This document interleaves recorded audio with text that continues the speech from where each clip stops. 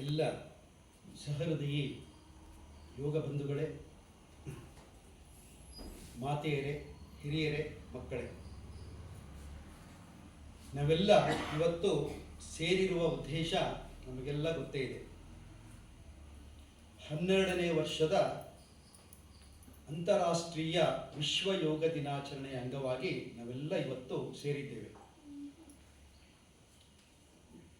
2015ರಿಂದ ಪ್ರಾರಂಭವಾದ ಈ ಯೋಗ ದಿನಾಚರಣೆ 12ನೇ ವರ್ಷಕ್ಕೆ ಪಾದಾರ್ಪಣೆ ಮಾಡಿದೆ.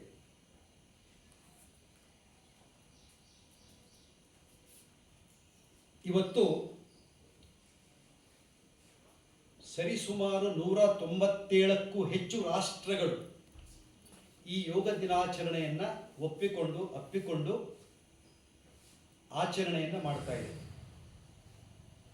ಅದು ಭಾರತೀಯರಾದ ನಾವೆಲ್ಲರೂ ನಮ್ಮ ಭಾರತೀಯ ಸನಾತನ ಪರಂಪರೆಯಿಂದ ಬಂದಂತಹ ವಿಶೇಷವಾದ ವಿದ್ಯೆ ಇವತ್ತು ಅನೇಕ ರಾಷ್ಟ್ರಗಳಿಗೆ ಪ್ರಸರಿಸಿದೆ ಅಂತ ಹೇಳಿದರೆ ನಾವೆಲ್ಲ ಹೆಮ್ಮೆ ಪಡುವಂತಹ ವಿಷಯ. ಇಡೀ ಪ್ರಪಂಚಕ್ಕೆ ಭಾರತದ ಕೊಡುಗೆ ಅಪಾರ. ಅನೇಕ ಕೊಡುಗೆಗಳಲ್ಲಿ ಪ್ರಥಮವಾಗಿ ಯಾವುದಾದರೂ ಇದೆ ಅಂತ ಹೇಳಿದ್ರೆ ಅದು ನಮ್ಮ ಯೋಗಶಾಸ್ತ್ರ. ಷಡ್ ದರ್ಶನಗಳಲ್ಲಿ ಯೋಗ ಬಹಳ ಮಹತ್ವವನ್ನು ಪಡೆದಿದೆ. ನಮ್ಮ ಭಾರತೀಯ ಸನಾತನ ಧರ್ಮದಲ್ಲಿ ಷಡ್ ದರ್ಶನಗಳು ಇದ್ದಾವೆ. 6 ದರ್ಶನ ಶಾಸ್ತ್ರದಲ್ಲಿ ಯೋಗಶಾಸ್ತ್ರವು ಅತ್ಯಂತ ಪ್ರಾಮುಖ್ಯತೆಯನ್ನು ಪಡೆದಿರುವಂಥದ್ದು. ಅಂತಹ ಶಾಸ್ತ್ರವನ್ನು ನಾವೆಲ್ಲ ಪ್ರತಿನಿತ್ಯ ಅದನ್ನು ಅಭ್ಯಾಸ ಮಾಡ್ತಾ ಆರೋಗ್ಯದ ಅಭಿವೃದ್ಧಿಗಾಗಿ ಅದನ್ನು ನಾವು ಆಯ್ಕೆ ಮಾಡಿಕೊಂಡಿದ್ದೇವೆ ಅಲ್ವಾ. ಇಂತಹ ಸುಸಂದರ್ಭದಲ್ಲಿ ನಾವೆಲ್ಲ ಸೇರಿದ್ದೇವೆ.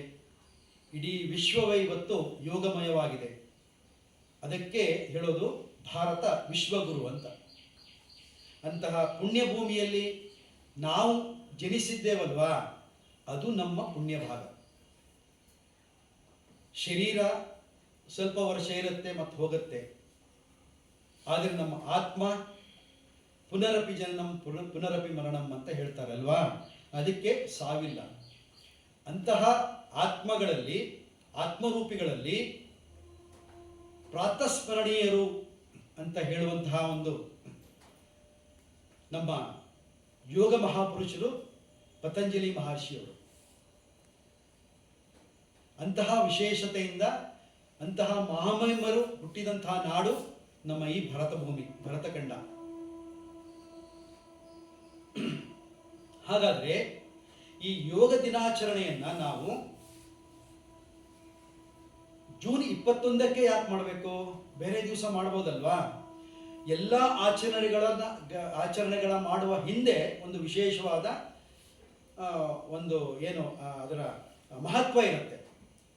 ಆ ಮಹತ್ವವನ್ನು ಒಳಗೊಂಡೇ ಆ ದಿನವನ್ನು ನಾವು ಆಚರಣೆ ಮಾಡಬೇಕಾಗತ್ತೆ ಅಲ್ವಾ. ಈಗ ಎಲ್ಲದಕ್ಕೊಂದು ದಿನ ಇದೆ. ಫಾದರ್ಸ್ ಡೇ ಅಂತ ಇದೆ, ಮದರ್ಸ್ ಡೇ ಅಂತ ಇದೆ, ಹೆಚ್ಚೇಕೆ ಲವರ್ಸ್ ಡೇ ಅಲ್ವಾ, ಪ್ರೇಮಿಗಳ ದಿನ ಅಂತಿದೆ. ಏನಿಲ್ಲ, ಪ್ರತಿ ದಿನ ಒಂದೊಂದು ದಿನಾಚರಣೆ ಇರುತ್ತೆ. ಎಲ್ಲದಕ್ಕೂ ಒಂದು ಮೂಲ ಕಾರಣ ಇದ್ದೇ ಇರುತ್ತೆ. ಆದರೆ ಈ ಜೂನ್ 21 ಯಾಕೆ ನಾವು ಆಯ್ಕೆ ಮಾಡ್ಕೊಂಡಿದ್ದೇವೆ? ತುಂಬ ಜನಕ್ಕೆ ಗೊತ್ತಿದೆಯೋ ಗೊತ್ತಿಲ್ಲೋ ಗೊತ್ತಿಲ್ಲ. ಆದರೆ ಈ ಒಂದು ಸಂದರ್ಭದಲ್ಲಿ ಅದನ್ನು ನಾವು ಪ್ರಸ್ತಾಪ ಮಾಡಿದರೆ ನಿಮಗೆ ಆ ದಿನದ ಮಹತ್ವ ಏನು ಅಂತ ಚೆನ್ನಾಗಿ ಗೊತ್ತಾಗತ್ತೆ. ಇದನ್ನ ಪ್ರಧಾನಮಂತ್ರಿ ಮೋದಿಯವರು ಮತ್ತು ಅವರ ಆಧ್ಯಾತ್ಮಿಕ ತಂಡ ಕೂತು ಬಹಳಷ್ಟು ಚರ್ಚೆ ಮಾಡಿ ಇದೇ ದಿವಸ ಇಡಬೇಕು ಅಂತ ನಿರ್ಧಾರ ಮಾಡಿದ್ದಾರೆ. ಯಾಕೆ? ಇವತ್ತು ಇಡೀ ನಮ್ಮ ಏಷ್ಯಾ ಖಂಡ ಭೌಗೋಳಿಕವಾಗಿ ಹೆಚ್ಚು ಹಗಲನ್ನ ಅನುಭವಿಸುವಂಥ ದಿನ. ಈ longest day in the year, ವರ್ಷಕ್ಕೆ ಒಂದು ದಿವಸ ಈ ಒಂದು ಆಯನದಲ್ಲಿ, ಅದನ್ನ ಬೇಸಿಗೆ ಆಯನ ಸಂಕ್ರಾಂತಿ ಅಂತ ಕರೀತಾರೆ, ಸಾಲಿಸ್ಟಿಕ್ ಡೇ ಅಂತ ಕರೀತಾರೆ ಇಂಗ್ಲಿಷ್ನಲ್ಲಿ. ಈ ಬೇಸಿಗೆ ಆಯನ ಸಂಕ್ರಾಂತಿ ಬರೋದು ಜೂನ್ 21, ಈ ಒಂದು ಆಯನ ಸಂಕ್ರಾಂತಿಯಂದು. ಅದಕ್ಕೋಸ್ಕರ ಜೂನ್ 21 ಹೆಚ್ಚು ಸೂರ್ಯನ ಪ್ರಖರತೆ ನಮ್ಮ ಭೂಮಂಡಲಕ್ಕೆ ಬೀಳುತ್ತೆ, ನಮ್ಮ ಭೂಮಿಗೆ ಬೀಳುತ್ತೆ. ಹಾಗಾಗಿ ಈ ಒಂದು ಪ್ರಖರತೆಯನ್ನ, ಸೂರ್ಯನ ಶಕ್ತಿಯನ್ನ ಎಲ್ಲ ಜನರು ಪಡೆಯಲಿ. ಇಡೀ ಏಷ್ಯಾ ಖಂಡವೇ, ಇಡೀ ಭೂಮಂಡಲವೇ ಅಲ್ಲಿ ವಾಸಿಸುವ ಎಲ್ಲ ಜನರು ಇದನ್ನು ಉಪಯೋಗಿಸ್ಕೊಳ್ಳಿ, ಆರೋಗ್ಯವನ್ನು ಪಡೆಯಲಿ ಎನ್ನುವ ಒಂದು ಮಹದಾಶೆಯಿಂದ ಇದನ್ನು ಈ ಜೂನ್ 21 ಆಯ್ಕೆ ಮಾಡಿಕೊಂಡಿದ್ದಾರೆ. ಮತ್ತೆ ಈ ಒಂದು ದಿನ ಅನೇಕ ರಾಷ್ಟ್ರಗಳಲ್ಲಿ ಸಿಗ್ನಿಫಿಕೆನ್ಸ್ ಡೇ ಅಂತ ಆಚರಿಸ್ತಾರೆ. ಅಂದರೆ ಒಂದು ಅವರಿಗೆ ಈ ರೀತಿ ನಮ್ಮಲ್ಲಿ ಆಚರಣೆ ಮಾಡುವಂಥ ಹಬ್ಬಗಳು ಅವರಿಗೆಲ್ಲ ಯಾವುದೂ ಗೊತ್ತಿಲ್ಲ, ಆಯಿತಾ. ಅವರು ಸುಮ್ಮನೆ ಇದು ಹೊಸ ವರ್ಷ ಜನವರಿ 1 ಮಾತ್ರ ಆಚರಿಸ್ತಾರೆ, ಅವ್ರು ಬೇರೆ ಯಾವುದೂ ಗೊತ್ತಿಲ್ಲ ಅವರಿಗೆ, ಹೊರದೇಶದವರಿಗೆ. ಅವರು ಈ ಒಂದು ದಿನವನ್ನು ಸಾಲಿಸ್ಟಿಕ್ ಡೇ ಅಂತ ಉಪಯೋಗಿಸ್ತಾರೆ. ಅಂದರೆ ವರ್ಷದ ಒಂದು ಪ್ರಾಮುಖ್ಯತೆಯನ್ನು ಪಡೆದಿರುವಂಥ ದಿನ ಅದು. ಈ ಒಂದು ಸೂರ್ಯನ ಬೆಳಕು ಜಾಸ್ತಿ ಇರ್ತದೆ ಅನ್ನುವ ಕಾರಣಕ್ಕೆ. ಹಾಗಾಗಿ ಅದನ್ನು ನಾವು ಪರಿಗಣಿಸಿ, ಅದರ ಜೊತೆಗೆ ಮುಖ್ಯವಾಗಿ ಇನ್ನೊಂದು ಕಾರಣ ಇದೆ. ಈ ಬೇಸಿಗೆ ಆಯನ ಸಂಕ್ರಾಂತಿಯ ದಿನದಂದು ಯೋಗ ಪಿತಾಮಹ ಅಂದರೆ ಯೋಗ ಪುರುಷ, ಸೃಷ್ಟಿ ಸ್ಥಿತಿ ಲಯಕರ್ತನಾದಂತಹ ನಮ್ಮ ಈಶ್ವರ ಮಹಾದೇವ ಅವನು ಸಪ್ತ ಋಷಿಗಳಿಗೆ ಯೋಗವನ್ನು ಕಲಿಸಿಕೊಟ್ಟ ದಿನ. ಪೂರ್ವ ದಿಕ್ಕಿಗೆ ಮುಖ ಮಾಡಿ ಸಪ್ತ ಋಷಿಗಳನ್ನು ಕರೆದು ಯೋಗದ ಬೋಧನೆಯನ್ನು ಪ್ರಥಮವಾಗಿ ಮಾಡ್ತಾರೆ ಈ ಆಯನ ಸಂಕ್ರಾಂತಿ ಎಂದು. ಹಾಗಾಗಿ ಯೋಗ ಹುಟ್ಟಿದ್ದು ಭೌಗೋಳಿಕವಾಗಿ ಹೀಗೆ. ಅಂತಹ ವಿಶೇಷವಾದ ದಿನವನ್ನು ಆಯ್ಕೆ ಮಾಡಿ ನಾವು ಈ ಜೂನ್ 21 ಆಯ್ಕೆ ಮಾಡಿಕೊಂಡು 12 ವರ್ಷ ಕಳೆಯಿತು. ಈ ದಿನಾಚರಣೆ ಬೇಕು ಅಂತ ಹೇಳಿ ನಾವು ಈ 2012ರಲ್ಲಿ ಒಂದು ಜಾಥಾ ಮಾಡಿದ್ವಿ ದಾವಣಗೆರೆಯಲ್ಲಿ. ಇದು ಮಾನವ ಸರಪಳಿ ಮಾಡಿದ್ವಿ ಮಹಾತ್ಮ ಗಾಂಧಿ ಸರ್ಕಲಲ್ಲಿ. ಎಲ್ಲ ಯೋಗ ಕೇಂದ್ರಗಳನ್ನು ಸೇರಿಸ್ಕೊಂಡು ಶಿವಯೋಗ ಮಂದಿರದಿಂದ ನಮ್ಮ ಜಿಲ್ಲಾಧಿಕಾರಿಗಳ ಭವನದವರೆಗೆ ಹೋಗಿ ಅವರಿಗೊಂದು ಮೆಮೊರಾಂಡವನ್ನು, ಅರಿಕೆಯನ್ನು ಕೊಟ್ಟಿದ್ವಿ, ಮನವಿಯನ್ನು ಕೊಟ್ಟಿದ್ವಿ. ರಾಷ್ಟ್ರಪತಿಗಳು ಮತ್ತು ನಮ್ಮ ಪ್ರಧಾನಮಂತ್ರಿಗಳು, ರಾಜ್ಯದ ಮಂತ್ರಿಗಳು, ಉಸ್ತುವಾರಿ ಮಂತ್ರಿಗಳು ಎಲ್ಲರಿಗೂ ಪ್ರತಿಯನ್ನು ಹಾಕಿದ್ವಿ ನಾವು. ಅದಾಗಿ 4ನೇ ವರ್ಷಕ್ಕೆ ಯೋಗ ದಿನಾಚರಣೆ ಹುಟ್ಟಿಕೊಂಡಿತು. ಅದಕ್ಕೆ ನಾವು ಸಂತೋಷ ಪಡಬೇಕು, ಅಂದರೆ ನಮ್ಮ ಪ್ರಯತ್ನ ಫಲಿಸ್ತಲ್ಲ ಅನ್ನೋದು. ಹಾಗಾಗಿ ಈ ದಿವಸ ನಮಗೆ ತುಂಬ ಸಂತೋಷ ಇದೆ. ಅಂತಹ ವಿಶೇಷವಾದ ದಿನವನ್ನು ನಾವೆಲ್ಲರೂ ಒಂದು ಹಬ್ಬವಾಗಿ ಆಚರಿಸಬೇಕು. ಇಂತಹ ಒಂದು ಸುಂದರವಾದ ದಿನದಂದು ನಮ್ಮ ಜೊತೆಗೆ ತುಂಬ ಸರಳ ಜೀವಿ,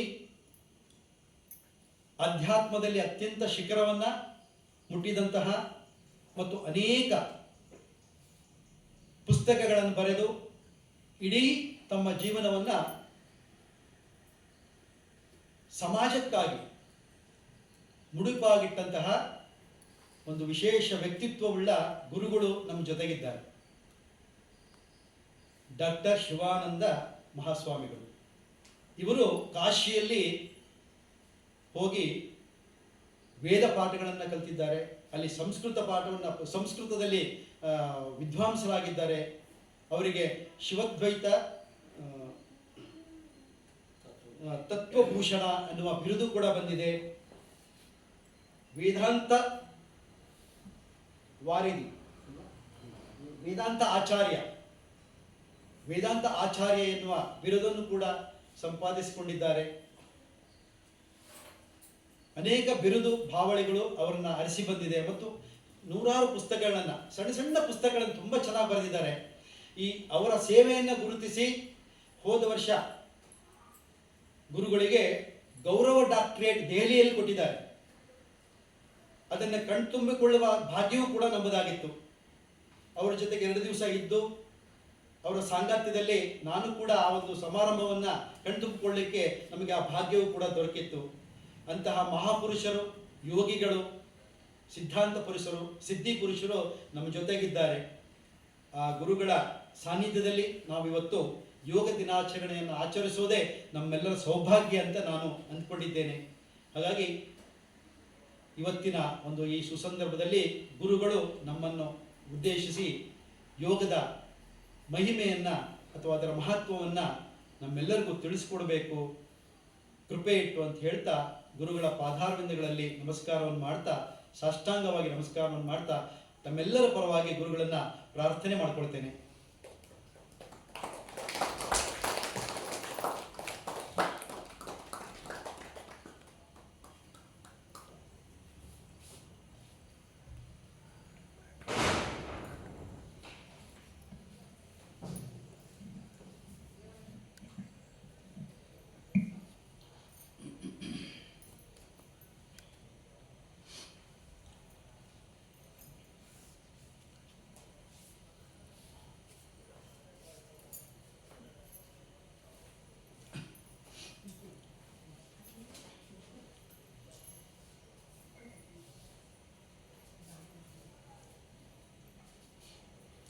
ಶ್ರೀ ಗುರು ಶಂಭುಲಿಂಗದ ಪಾದ ಪಂಕಜ ವಿಯನ್ನ ಮತ್ತಿಗೆ ಮಂಗಲವನು ತ್ರೈಲೋಕ್ಯ ಸಂಪದಾಲೇಖ್ಯ ಸಮುಲ್ಲೇಖನ ಬಿತ್ತಯೇ ಸಚ್ಚಿದಾನಂದ ರೂಪಾಯ ಶಿವಾಯ ಬ್ರಹ್ಮಣೇ ನಮಃ. ಯಾಮಾಹು ಸರ್ವಲೋಕಾನಾಂ ಪ್ರಕೃತಿಂ ಶಾಸ್ತ್ರಪಾರಗಾಃ ತಾಂ ಧರ್ಮಚಾರಿಣಿಂ ಶಂಭೋ ಪ್ರಣಮಾಮಿ ಪರಾಂ ಶಿವಾಂ. ಪರಮ ಪೂಜನೀಯ ಸದ್ಗುರು ಮೂರ್ತಿ ಮಂದಿರದಲ್ಲಿ ಧ್ಯಾನಿಸಿಕೊಂಡು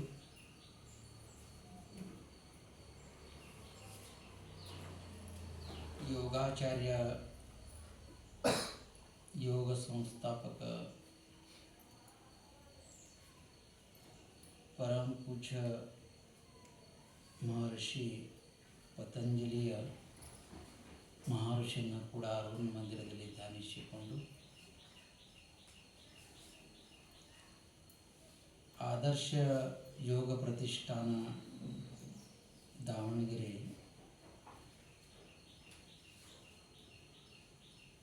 ವಿಶ್ವ ಯೋಗ ಮಂದಿರದ 12ನೇ ವರ್ಷದ ನಡೆಯಲ್ಪಟ್ಟಂಥ ಅಂತಾರಾಷ್ಟ್ರೀಯ ಯೋಗವನ್ನು ಆ ದಿನಾಚರಣೆಯನ್ನು ಇವತ್ತು ನಾವು ಆಚರಣೆ ಮಾಡ್ತಾ ಇದ್ದೀವಿ. ಉಪಸ್ಥಿತಿದ್ದು ಇದು ಪರ್ಯಂತರವಾಗಿ ತಮಗೆ ಶಾರೀರಿಕವಾಗಿ ಯೋಗವನ್ನು ತಿಳಿಸಿದ ಈ ಪ್ರತಿಷ್ಠಾನದ ಅಧ್ಯಕ್ಷರಾದ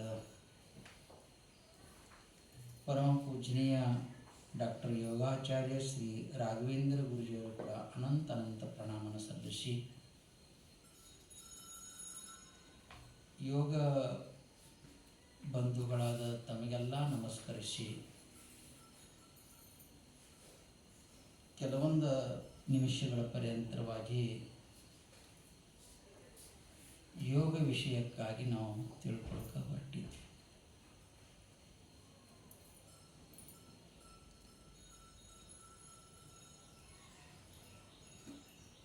ಮನುಷ್ಯನು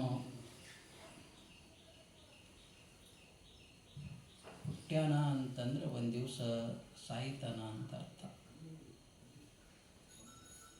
ಯಾರೂ ಶಾಶ್ವತರಲ್ಲ, ಯಾರೂ ಚಿರಂಜೀವಿಗಳಲ್ಲ.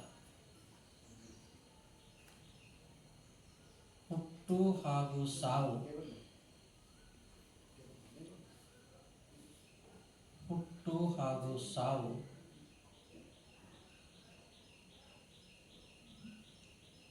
ಹುಟ್ಟು ಸಾವಿನ ನಡುವಿರುವ ಸಮಯ ಅದು ನಮಗೆ ಸದುಪಯೋಗ ಆಗಬೇಕು ಅಂತಂದ್ರೆ ಅನೇಕ ಆಯಾಮಗಳನ್ನು ಶಾಸ್ತ್ರದಲ್ಲಿ ಹೇಳ್ಕೊಂಡು ಬಂದಿದ್ದಾರೆ.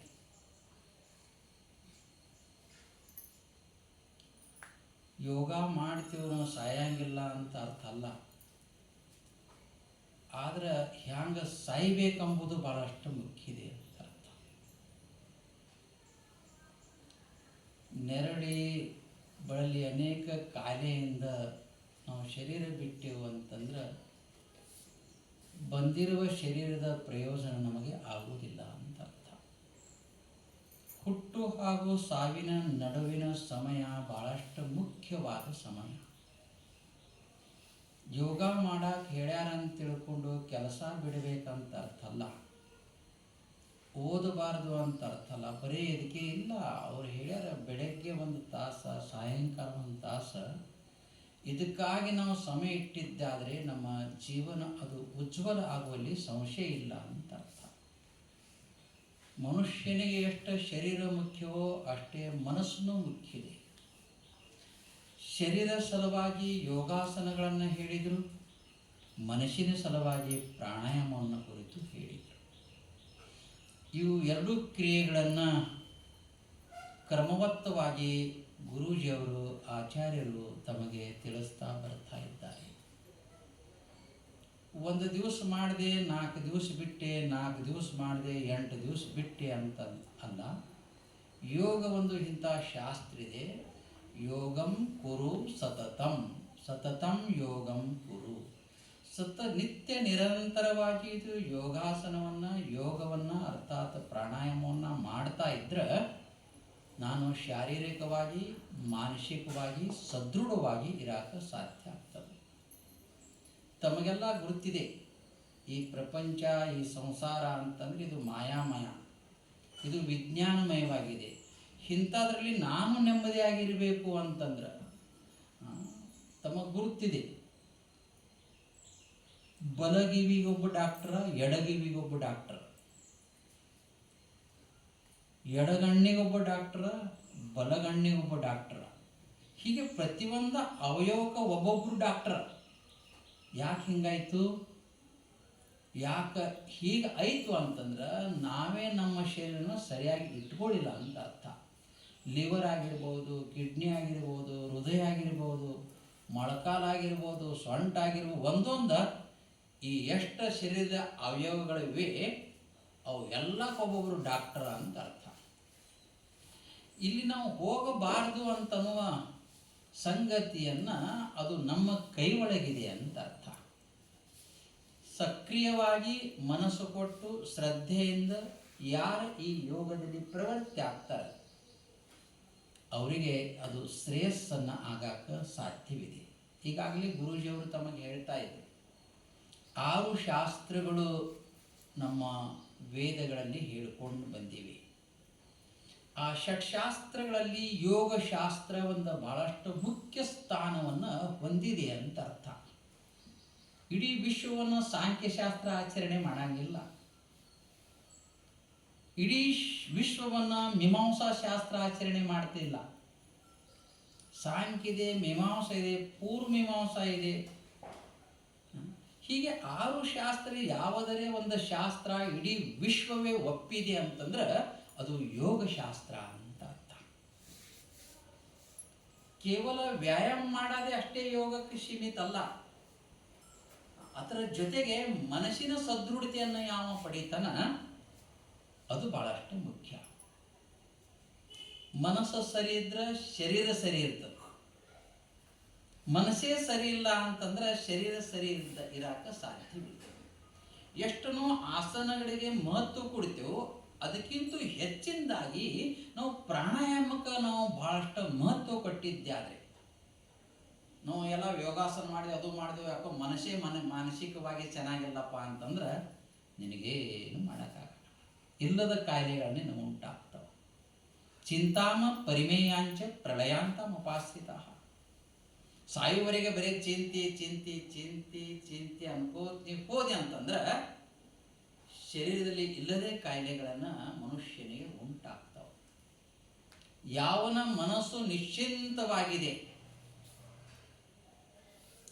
ಆ ಮನಸ್ಸು ನಿಶ್ಚಿಂತ ಆಗ್ಬೇಕಂತಂದ್ರೆ ಹೊರಗ ಹರಿಯುವ ಮನಸ್ಸನ್ನ ಅಂತರ್ಮುಖ ಆಗಬೇಕು ಅಂತ ಅರ್ಥ.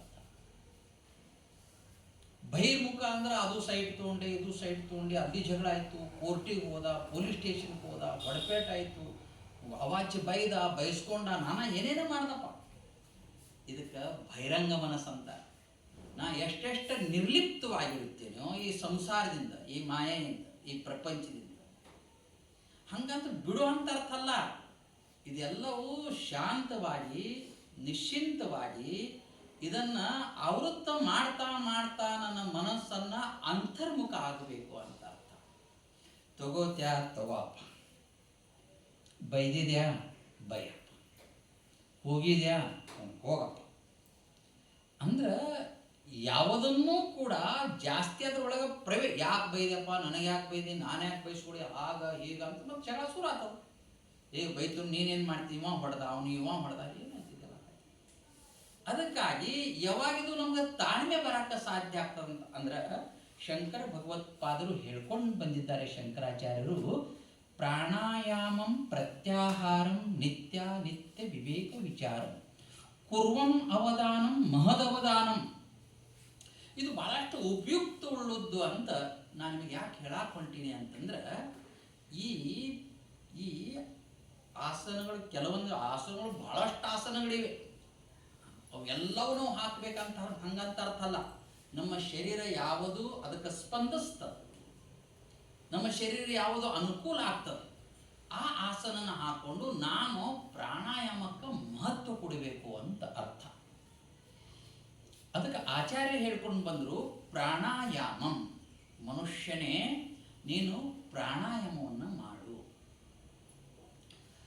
ಪ್ರಾಣಾಯಾಮ ಮಾಡಿದೆ, ಯೋಗಾಸನ ಮಾಡಿದೆ, ಎಲ್ಲವೂ ಮಾಡಿದೆ, ಮನ್ಯಾಗ ಚೆನ್ನಾಗಿ ಅಡುಗೆ ಮಾಡ್ಯಾರ ಅಂತ ತಿಳ್ಕೊಂಡು ಸಿಕ್ಕಾಪಟ್ಟಿ ತಿಂದೆ ಅಂದ್ರೆ ಇದು ಭಾಳ ಚೆನ್ನಾಗಿದೆ, ಇನ್ನೊಂದು ಸ್ವಲ್ಪ ನೀಡು, ಇನ್ನೊಂದು ಸ್ವಲ್ಪ ನೀಡು. ಅದಕ್ಕೆ ಅವ್ರು ಹೇಳಿದರು ಪ್ರತ್ಯಾಹಾರ. ಆಹಾರದಲ್ಲಿ ನಿಯಮ ಇರಬೇಕು, ಒಂದರ್ಥ. ಎರಡನೇದರ್ಥ ಪ್ರತ್ಯಾಹಾರ ಶಬ್ದಕ್ಕೆ ಅಷ್ಟಾಂಗ ಯೋಗದಲ್ಲಿ ಒಂದು ಪ್ರತ್ಯಾಹಾರ ಅಂತ ಬರ್ತದೆ.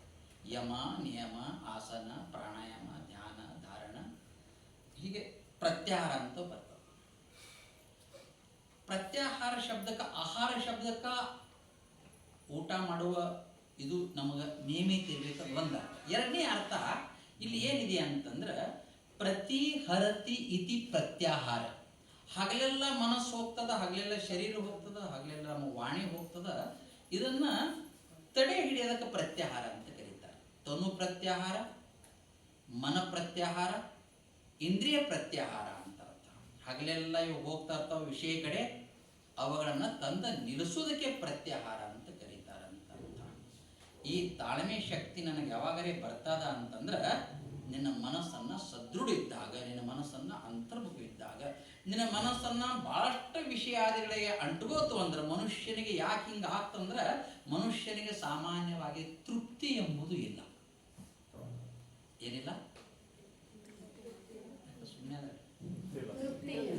ಏನಿಲ್ಲ? ಹಂಗಂದ್ರೆ ಏನು? ಇನ್ನೂ ಬೇಕು ಬೇಕು ಅನ್ನಿಸ್ತು. ಈಗ ಸಾಕಪ್ಪ, ನನಗೆ ಎಷ್ಟಿದೆ ಸಾಕು, ಒಂದು ಮನೆ ಇದೆ ಸಾಕು, ಮತ್ತೇನಂತಾನ ಇನ್ನೊಂದು ಮನೆ ಬೇಕಂತ. ಒಂದು ಸೈಟ್ ಇದೆ ಸಾಕಪ್ಪ, ಏನಂತಾನ ಇನ್ನೊಂದು ಬೇಕು. ಒಂದು ಮಗು ಇದೆ ಸಾಕನ, ಇನ್ನೊಂದು ಮಗು ಆಗ್ಬೇಕಂತ. ಈಗ ಹೆಣ್ಣಾಗ ಗಂಡ ಆಗ್ಬೇಕಂತ ಸಿಕ್ಕಾಪಟ್ಟೆ ಹಾಡ್ದಿರ್ತಾನೆ. ಏನೈತಿಲ್ಲ. ಅದಕ್ಕೆ ಅವ್ರಂತಾರ, ಇಷ್ಟ ದೊರಕಿದರೆ ಮತ್ತಿಷ್ಟ ಬೇಕೆಂಬ ಆಸೆ, ಅಷ್ಟ ದೊರಕಿದರೆ ಮತ್ತದರಷ್ಟ ಆಸೆ, ಕಷ್ಟ ಬೇಡೆಂಬ ಆಸೆ, ಕೊಡುಸುಕನ ಕಾಂಬಾಸೆ, ನಷ್ಟ ಜೀವನದ ಆಸೆ. ಪುರಂದಾಸರು ಹೇಳ್ತಾರ, ನಮ್ಮ ಜೀವನನೇ ನಾಶ ಮಾಡ್ತದಂತ. ಅದಕ್ಕೇನು ಶಾಸ್ತ್ರದಲ್ಲಿ ಏನು ಹೇಳ್ಯಾರಂದ್ರೆ ನಿನಗ ಸಂತೃಪ್ತಿ ಇರಲಿ ಅಂತ ಅರ್ಥ. ಸಂತೃಪ್ತಿ ಮನಸ್ಸು ಯಾವಾಗ ಇರಾಕ ಸಾಧ್ಯ ಅಂತಂದ್ರೆ ಹೊರಗ ಹರಿಯುವ ಮನಸ್ಸನ್ನ ನಾನು ಅಂತರ್ಮುಖ ಮಾಡಿಕೊಂಡ. ಹೇಳಿಲ್ಲ, ಅಂತರ್ಮುಖಿ ಸದಾ ಸುಖಿ. ಅರ್ಥ ಆಗ್ತವ? ಇದು ಯಾವದಿಂದಲೇ ಬರಾಕ ಸಾಧ್ಯ ಅಂತಂದ್ರೆ ಅದು ಯೋಗ ಶಾಸ್ತ್ರದಿಂದ ಬರಾಕ ಸಾಧ್ಯ.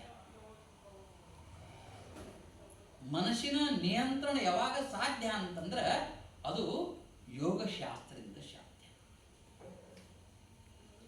ಯೋಗ ಶಕ್ತಿ ಕಲಿಯುಗೆ, ಈ ಕಲಿಯುಗದಲ್ಲಿ ಒಂದು ಶಕ್ತಿ ಯಾವುದರ ಇದೆ ಅಂತಂದ್ರೆ ಆ ಯೋಗದ ಶಕ್ತಿನೇ ನಿಜವಾದ ಶಕ್ತಿ ಅಂತ.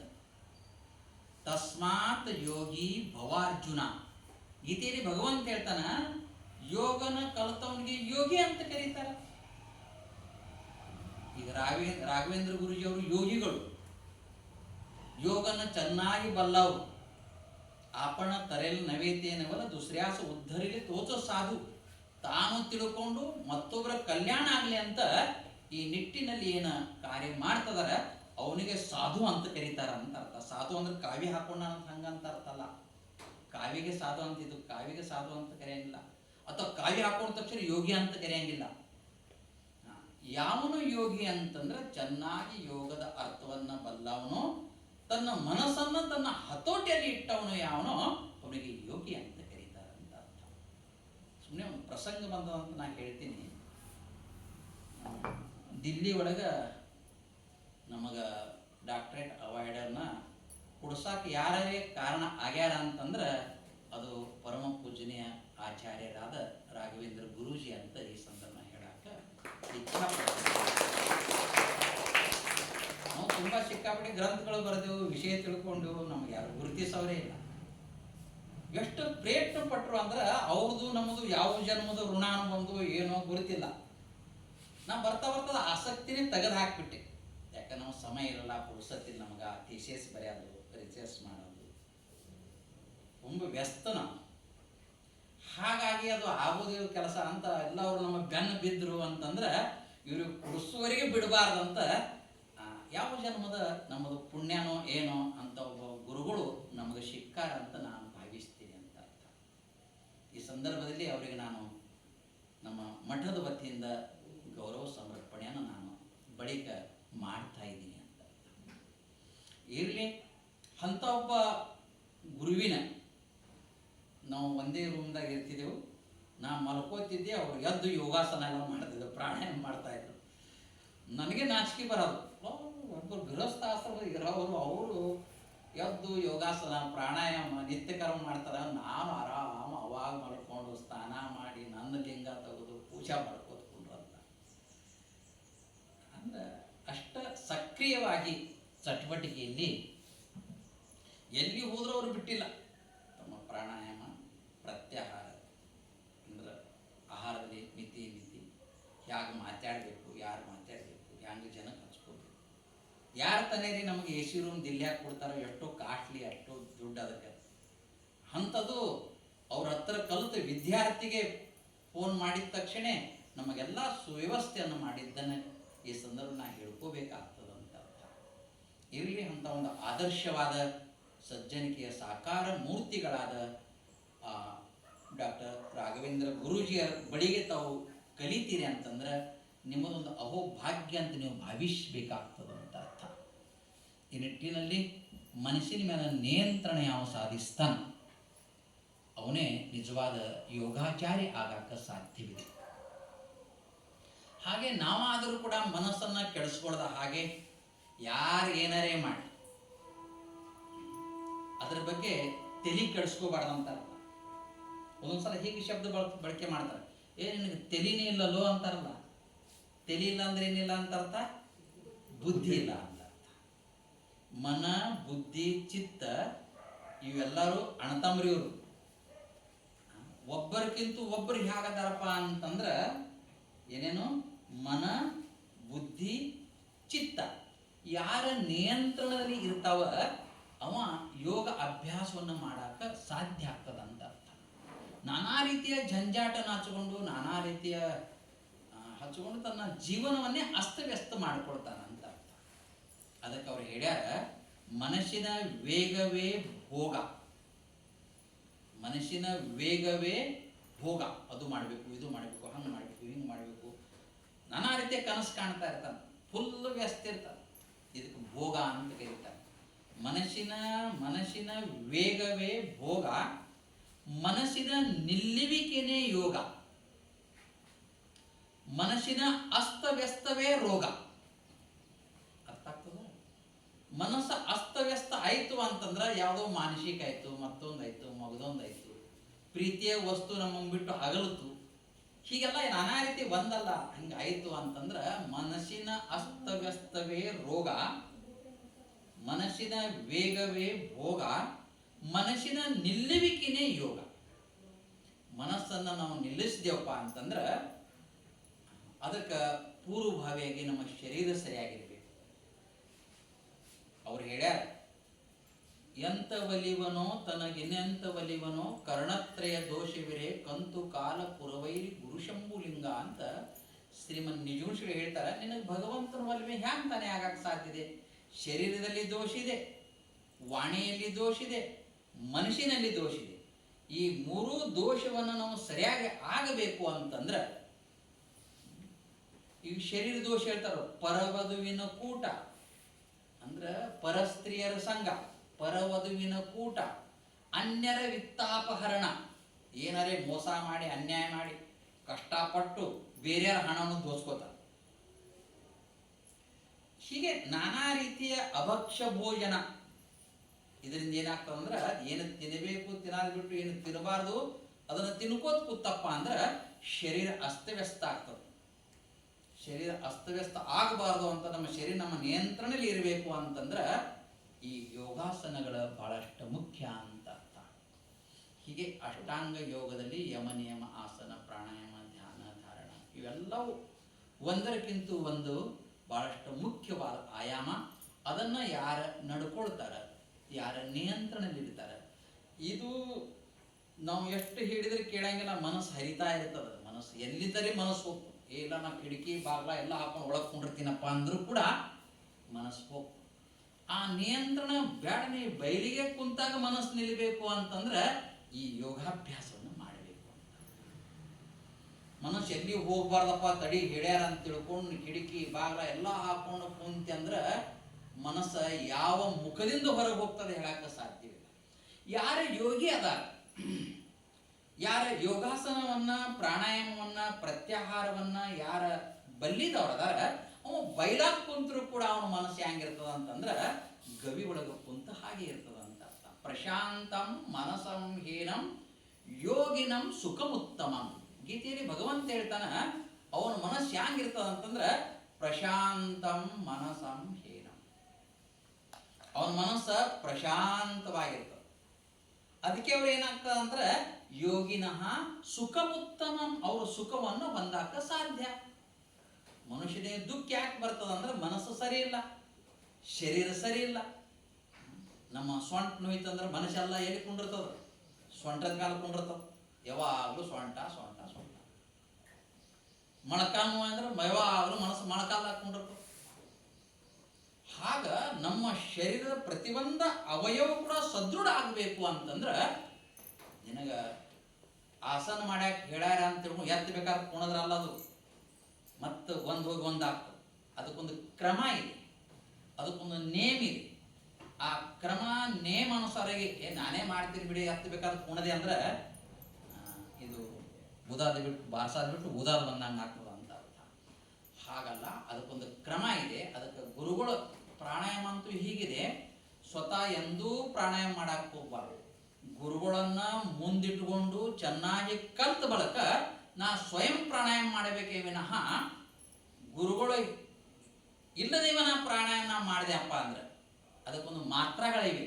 ಇಷ್ಟೇ ಮಾತ್ರ ಹೊರಗೆ ಬಿಡಬೇಕು, ಇಷ್ಟೇ ಮಾತ್ರ ಒಳಗೆ ತಗೋಬೇಕು ಎಂಬುದನ್ನ ಆ ಮಾತ್ರೆಗೆ ಅನುಗುಣವಾಗಿ ನಾನು ಪ್ರಾಣಾಯಾಮ ಗುರು ಮುಖಾಂತರವಾಗಿ ನಾನು ಕಲ್ತಿದ್ದೆ ಆದ್ರೆ ನಾನು ಒಬ್ಬ ಸದೃಢ ವ್ಯಕ್ತಿ, ಸಮರ್ಥವಾದ ವ್ಯಕ್ತಿ ಆಗಕ್ಕೆ ಸಾಧ್ಯ ಆಗ್ತದಂತ ಅರ್ಥ. ಬಹಳ ಅಪರೂಪದ ಜನ್ಮ ನಮಗೆ ಸಿಕ್ಕಿದೆ. ಇಂಥ ಅಪರೂಪದ ಜನ್ಮವನ್ನ ನಾವು ವ್ಯರ್ಥ ಮಾಡಬಾರ್ದು ಅಂತ. ವ್ಯರ್ಥ ಆಗಬಾರ್ದು ಅಂತಂದ್ರೆ ನಾ ಯೋಗಶಾಸ್ತ್ರಕ್ಕೆ ಶರಣ ಹೋಗ್ಬೇಕಾಗ್ತದೆ. ಅವಾಗ ನನ್ನ ಜನ್ಮದು ಸಾರ್ಥಕ ಆಗ್ತದೆ. ಇದ್ರಾಗ ಕೇವಲ ಅಷ್ಟೇ ಅಲ್ಲ, ಇದ್ರಾಗ ಉಪದೇಶವೂ ಇರ್ತದೆ. ಯೋಗಶಾಸ್ತ್ರ ಅಂದ್ರೆ ಕೇವಲ ಶಾರೀರಿಕ ಭಂಗಿ ಅಲ್ಲ ಅಥವಾ ಮನಸ್ಸಿನ ಭಂಗಿ ಅಲ್ಲ, ಇದ್ರಾಗ ಬೋಧನೂ ಇರ್ತದೆ. ಆ ಬೋಧದ ಮೂಲಕವಾಗಿ ನಾನು ಅದನ್ನು ತಿಳ್ಕೊಂಡಿದ್ದೆ ಆದ್ರೆ ನನ್ನ ಜನ್ಮ ನನ್ನ ಜನ್ಮದು ಸಾರ್ಥಕ ಆಗಕ್ಕೆ ಸಾಧ್ಯ ಆಗ್ತದೆ. ಒಂದು ಸಣ್ಣ ಉದಾಹರಣೆ ಹೇಳಿ ನಾನು ಮುಗಿಸ್ತೀನಿ. ಹೇಗ ಅಂತಂದ್ರೆ ನಾ ಹೇಳಿದಷ್ಟು ಸುಲಭ ಅಲ್ಲ, ಆದ್ರೆ ಪ್ರಯತ್ನ ಇದೆ. ಮನುಷ್ಯ ಪ್ರಯತ್ನ ಮಾಡಬೇಕು. ಇವೆಲ್ಲ ಇರಾವೆ ನಮ್ಮ ಸಂಸಾರ ಅಂದಾಗ ಜಂಜಾಟ ಇರಾದೆ. ಅದರ ಬಗ್ಗೆ ಜಾಸ್ತಿ ತಲೆ ಕೆಡಿಸ್ಕೊಳ್ಳೋದು ಹಾಗೆ ಅಂದ್ರೆ ನಮ್ಮ ಮನಸ್ಸು ಕೆಡಿಸ್ಕೊಳ್ಳೋದು ಹಾಗೆ ನಾನು ಅಧ್ಯಾತ್ಮದ ಕಡೆಗೆ. ಯೋಗ ಅಂದ್ರೆ ಒಂದು ಅಧ್ಯಾತ್ಮ ಶಾಸ್ತ್ರ. ಯೋಗ ಅಂದ್ರೆ ಮತ್ತೆ ಬೇರೆ ಅಲ್ಲ, 6 ಶಾಸ್ತ್ರ ಅಲ್ಲ, ಅಧ್ಯಾತ್ಮದ ಪಾರಮಾರ್ಥದ ಶಾಸ್ತ್ರ. ಹಾಗೆ ಯೋಗ ಒಂದು ಅಧ್ಯಾತ್ಮ ಶಾಸ್ತ್ರ. ಆ ಅಧ್ಯಾತ್ಮ ಕಡೆಗೆ ನನ್ನ ಮನಸ್ಸನ್ನು ಹರಿಸಿದ್ಯಾದ್ರೆ ನನ್ನ ಎಲ್ಲ ಇಂದ್ರಿಯಗಳ ಮೇಲೆ ನಾನು ನಿಯಂತ್ರಣ ಬಂದಾಗ ಸಾಧ್ಯ ಆಗ್ತದೆ. ಲಕ್ಷ್ಯ ಕೊಡಿ. 4 ಜನ ಸನ್ಯಾಸಿಗಳು ತಮಗ ಗುರುತಿಲ್ಲ. ಈಗ ಗುರು ಪೂರ್ಣಿಮೆಯಿಂದ ಚಾತುರ್ಮಾಸ ಅಂತ ಶುರುವಾಗ್ತದೆ. 4 ತಿಂಗಳ ಅವ್ರವ್ರ ತಕ್ಕಂಗೆ ಆಶ್ರಮ ತಕ್ಕಂಗೆ ಅದು ಆಚರಣೆನ ಮಾಡುವ ಪದ್ಧತಿ ಇದೆ. ಅದನ್ನು ಅನುಷ್ಠಾನ ಮಾಡುವ ಪದ್ಧತಿ ಇದೆ. 4 ತಿಂಗಳ ಇವರು 4 ಜನ ಸನ್ಯಾಸಿಗಳು ಏನು ಮಾಡಿದ್ರು, ನಾ ಯಾಕೆ ಹೇಳ್ತಾ ಇದ್ದೀನಿ ಅಂತಂದ್ರೆ ಮನಸ್ಸನ್ನ ನಿಯಂತ್ರಣ ಇಟ್ಟುಕೊಳ್ಳೋದು ಬಹಳ ಕಷ್ಟ ಇದೆ. ನಿತಾಂತ ಯಾವ ಮನುಷ್ಯನೋ ಯೋಗಶಾಸ್ತ್ರಕ್ಕೆ ಶರಣ ಹೋಗುತ್ತಾನೆಯೋ, ಯೋಗಶಾಸ್ತ್ರವನ್ನ ತನ್ನದಾಗಿ ಮಾಡ್ಕೊಳ್ತಾನೋ ಅವನಿಗೆ ಇದು ಸಾಧ್ಯ, ಅವನ ಜನ್ಮದು ಸಾರ್ಥಕ ಆಗ್ತದ ಅಂತ ಅರ್ಥ. ಈ ಕಥೆಯ ಮೂಲಕವಾಗಿ ನಾವು ತಿಳ್ಕೊಳಕ್ಕೆ ಹೊರಟಿದ್ದೀವಿ. 4 ಜನ ಸನ್ಯಾಸಿಗಳು ಕಾಷಾಯ ವಸ್ತ್ರವನ್ನು ಧಾರಣೆ ಮಾಡಿಕೊಂಡು ಅವರು ತಮ್ಮ ಆಶ್ರಮದಾಗಿದ್ದರು. ಅವರು ಕರ್ಮಧರ್ಮ ಸಂಯಮಾನುಸಾರವಾಗಿ ಒಂದು ಕಡೆ ಕೂಡಿದ್ರು 4 ಜನ. ಅವರಂದ್ರು ಈಗ ಚಾತುರ್ಮಾಸ ಬರ್ತಾ ಇದೆ, ಮತ್ತು ನಾವು ಏನು ಮಾಡಾನೆ ಅಂತ ಕೇಳಿದ್ರು. ಆಗ ಒಬ್ಬ ಸನ್ಯಾಸಿಯಿಂದ ನಾವು ಏನೂ ಮಾಡೋದು ಬೇಡ, ಪ್ರತಿ ದಿವಸ ಬೆಳಗ್ಗೆ ಕಾಶಿಯಲ್ಲಿ ನಡೆದ ಘಟನೆ, ಪ್ರತಿ ದಿವಸ ನಾವು ಬೆಳಗ್ಗೆ ಗಂಗಾ ಸ್ನಾನ ಮಾಡೋಣ, ವಿಶ್ವನಾಥ ದರ್ಶನ ಮಾಡೋಣ, ಬಂದು ಒಂದು ಕೋಣೆಯಲ್ಲಿ ಕಿಟಕಿ ಬಾಗಿಲ ಎಲ್ಲ ಹಾಕೊಂಡು ನಾವು ಧ್ಯಾನಸ್ಥರಾಗೋಣ. ಯಾರೂ 4 ತಿಂಗಳು ಯಾರೂ ಮಾತಾಡಂಗಿಲ್ಲ. ಇದಕ್ಕೇನಂತಾರೆ? ಮೌನ ವ್ರತ ಅಂತ. 4 ತಿಂಗಳು ನಾವು ಮೌನ ವ್ರತ ಮಾಡೋಣ. ಅಲ್ಪಾಹಾರ ಸೇವನೆ ಮಾಡೋದು, ಗಂಗಾ ಸ್ನಾನ ಮಾಡೋದು, ಪೂಜೆ ಮಾಡೋದು, ಧ್ಯಾನ ಮಾಡೋದು. 4 ಜನ ಒತ್ತಾಟೆ ಇರ ಆಯ್ತಂತ ಎಲ್ಲರೂ ಒಪ್ಕೊಂಡ್ರು. ಗಂಗಾ ಸ್ನಾನ ಮಾಡ್ತಿದ್ರು, ವಿಶ್ವನಾಥನ ದರ್ಶನ ಮಾಡ್ತಾ ಇದ್ರು. ರೂಮ್ನಾಗ ಬಂದು ಜಪ ಧ್ಯಾನ ಆಗಿ ಮೌನಾಗಿ ಯಾರೂ ಮಾತಾಡಂಗಿಲ್ಲ. ಅಥವಾ ಪಾಟಿ ಮೇಲೆ ಬರೆಯೋದು, ಪೆನ್ನಿಂದ ಬರೆಯೋದು, ಹಂಗೇನು ಚಟುವಟಿಕೆನೇ ಇಲ್ಲ. ನಿಶಬ್ದಂ ಬ್ರಹ್ಮ ಉಚ್ಯತೆ ಅಂದ ಹಾಗೆ ಬ್ರಹ್ಮ ಸ್ವರೂಪವನ್ನು ಅವರು ಧಾರಣೆ ಮಾಡಿಕೊಂಡಿದ್ರು ಅಂತ ಅರ್ಥ. ಆ ನಿಶಬ್ದತೆ, ಆ ಮೌನ ಅವರಿಗೆ ಬಹಳಷ್ಟು ಉಪಯುಕ್ತ ಆಗ್ತಾ ಇತ್ತು. ಒಂದು ದಿವಸ ಕಳೀತು, ಅವರು 4 ಜನ ಮಾತಾಡಲಿಲ್ಲ. 1 ತಿಂಗಳು ಕಳೀತು, 2 ತಿಂಗಳು ಕಳೀತು, 3 ತಿಂಗಳು ಕಳೀತು. ಆದ್ರೆ ವ್ರತದಲ್ಲಿ ಭಂಗ ಬರಲಿಲ್ಲ. ಎಷ್ಟು ಉಳಿತು? ಇನ್ನೊಂದು ತಿಂಗಳು ಉಳಿತು. ಅವರು 15 ದಿವಸ ಕಳೀತು, ಇನ್ನು 15 ದಿವಸ ಉಳಿತು. 15 ದಿವಸ ಉಳಿತು. ಅವರು ಪ್ರತಿನಿತ್ಯದಂತೆ ಇವತ್ತು ಕೂಡ ಏನು ಮಾಡಿದ್ರಂದ್ರೆ ಗಂಗಾ ಸ್ನಾನಕ್ಕೆ ಹೋದ್ರು. ಗಂಗಾ ಸ್ನಾನವನ್ನ ಮಾಡಿ ಆ ಜಲ ತಗೊಂಡು ವಿಶ್ವನಾಥಿಗೆ ಒಯ್ಬೇಕು. ಈಗ ಜಲ ಸ್ನಾನ ಮಾಡ್ಯಾರ, ಜಲ ತುಂಬ್ಕೋತಂದ್ರೆ ಅಷ್ಟರೊಳಗೆ ಒಬ್ಬ ಹುಡುಗ, ತಾವು ಕಾಶಿ ಹೋದ್ರೆ ಯಾರಿಗಾರು ಗುರ್ತದ, ಘಾಟ್ ಅಂತದವಲ್ಲಿ ಒಂದು ಸ್ಥಾನ ಕಟ್ಟಿಗಳು. ಆ ಘಾಟಿನ ಮೇಲೆ ನಿಂತು ಒಂದು ಹುಡುಗ ಜಿಗಬಿಟ್ರೆ ನೀರಾಗ.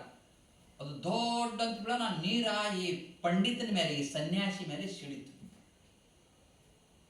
ಅವ ಸುಮ್ಮನೆ ಬಿದ್ದು ಹಾರಿ ಸುಮ್ಮನೆ ಹಂಗಿಲ್ಲ, ಅವ ನೀರಿಗೆ ಕೈ ಹೊಡಿತಾ ಇದ್ದ. ಅವ ಆಟ ಆಡ್ತಿದ್ದ ಹುಡುಗ, ನೀರಿಗೆ ಕೈ ಹೊಡಿತ. ಮತ್ತೊಬ್ಬ ಹುಡುಗ ಹಾರ್ದ, ಅವನು ನೀರಿಗೆ ಕೈ ಹೊಡಿತ. ಆ ನೀರೆಲ್ಲ ಬಂದು ಈ ಪಂಡಿತ ಮೇಲೆ ಸಿಡಿತಾ ಇತ್ತು. ನೀರು ಸಿಡಿತಾವ ಅಂತ ಮತ್ತೆ ಮುಳುಗವ, ಮತ್ತೆ ಹೊಡಿತಾರೆ. ಮತ್ತೆ ಇವನಿಗೆ ತಡ್ಕೊಳಕ್ಕಾಗಿಲ್ಲ. ಏ ಮೂರ್ಖ, ನೀರು ಸಿಡಿತಾವ ನನ್ನ ಮೇಲೆ, ಗುರುತಾಗಲ್ಲ ನಿನಗ ಅಂತಂದ. ಏನಾಯ್ತು? ಶಬ್ದ ಬಳಸ್ತಾನ, ಏ ಮೂರ್ಖ, ಗುರುತಾಗಲ್ಲ, ನಾ ಮತ್ತೆ ಸ್ನಾನ ಮಾಡ್ತೀನಿ, ಮತ್ತೆ ಬರ್ತೀನಿ, ಅವ್ರು ನೀರು ಸಿಡಿತಾವ ನನ್ನ ಮೇಲೆ, ನಿನ್ನ ಗುರುತಾಗಲ್ಲ ಅಂತ ಹುಡುಗಕ್ಕೆ ಬೈತಾ ಇದ್ದ. 2ನೇ ಅಲ್ಲೇ ಇದ್ದಲ್ಲ, ನಿನ್ನ ಮೌನ ಹೋಯ್ತಲ್ಲೋ ಅಂತಂದ. 2ನೇ ಸನ್ಯಾಸಿ ಇದ್ದಲ್ಲ, ಏನಂದ? ನಿನ್ನ ಮೌನ ಹೋಯ್ತಲ್ಲೋ ಅಂತಂದ. ಮತ್ತೆ ಇವಂದೇನಾಯ್ತು? 3ನೇ ಅಂತಾನ, ಮತ್ತೆ ನಿಂದೇನು ಮೌನ ಏನಾಯ್ತು ಅಂತಂದ. ನಿಂದು ಹೋಯ್ತಲ್ಲೋ ಮೌನ ಅಂತ 3ನೇ ಅಂದ. 4ನೇ ಅಂತಾನ, ನಿಮ್ಮ 3 ಜನದ ಮೌನ ಹೋಯ್ತು ಅಂತಂತ. ಕೊನೆಗೇನಾಯ್ತು? ಎಲ್ಲರೂ ಮೌನ ಹೋಯ್ತು. ಅರ್ಥಾತ್ ನಾವು ಏನು ಮಾಡ್ತಾ ಇದೀವಿ ಎಂಬ ಪ್ರಜ್ಞೆನೇ ಮನುಷ್ಯನಿಗಿಲ್ಲ.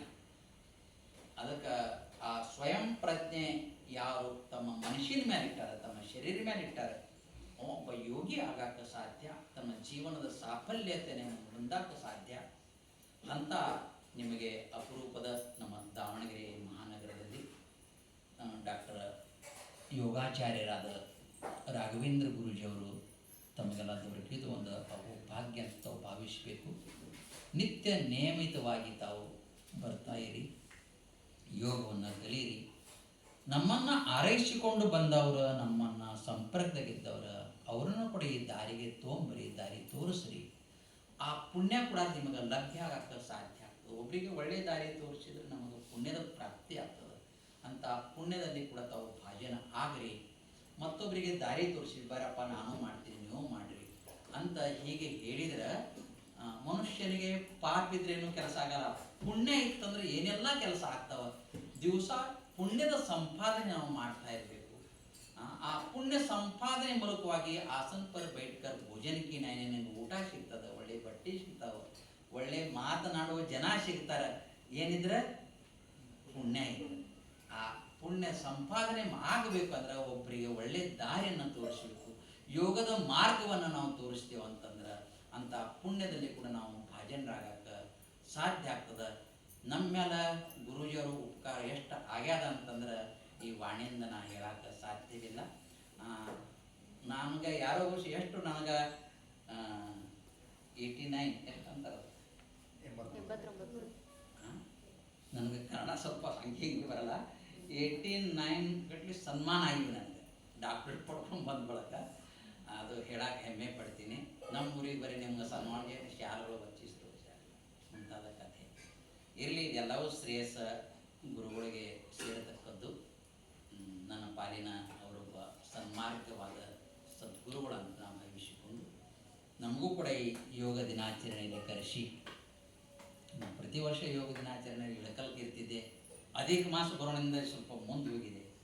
ಹಾಗಾಗಿ 3 ವರ್ಷಕ್ಕೊಂದ್ಸಲ ಅಧಿಕ ಮಾಸ ಬರ್ತದೆ. ಈ ಅಧಿಕ ಮಾಸ ಕೂಡ ಭಾಳಷ್ಟು ಅಧಿಕಶ್ಯ ಅಧಿಕಂ ಫಲಂ, ಅಧಿಕ ಮಾಸದಲ್ಲಿ ಹೆಚ್ಚಿನ ಫಲವನ್ನು ಧ್ಯಾನ ಯೋಗ ಜಪ ತಪ ಮಾಡಿದರೆ ಸಿಗ್ತದೆ. ಆ ಮಾಸನ ದಾಟಿ ನಾವು ನಿಜ ಜ್ಯೇಷ್ಠದಲ್ಲಿ ಪ್ರವೃತ್ತಿಯಾಗಿದ್ದೆವು. ಯೋಗ ದಿನಾಚರಣೆಯನ್ನು ಆಚರಿಸಿದೆವು. ನಮಗೂ ಕೂಡ ಒಂದು ಅವಕಾಶ ಸಿಕ್ತು ಈ ಸೇವೆ ಮಾಡೋಕ್ಕೆ. ಆ ಅವಕಾಶನ ಒದಗಿಸಿಕೊಟ್ಟಿದ್ದ ಆಚಾರ್ಯರಾದ ಗುರುಗಳಿಗೂ ಕೂಡ ಅನಂತ ಪ್ರಣಾಮನ ಸಲ್ಲಿಸಿ ತಮಗೂ ಕೂಡ ನಮಸ್ಕರಿಸಿ ನನ್ನ ಮಾತಿಗೆ ವಿರಾಮ್. ಓಂ ಶಾಂತಿ ಶಾಂತಿ ಶಾಂತಿ.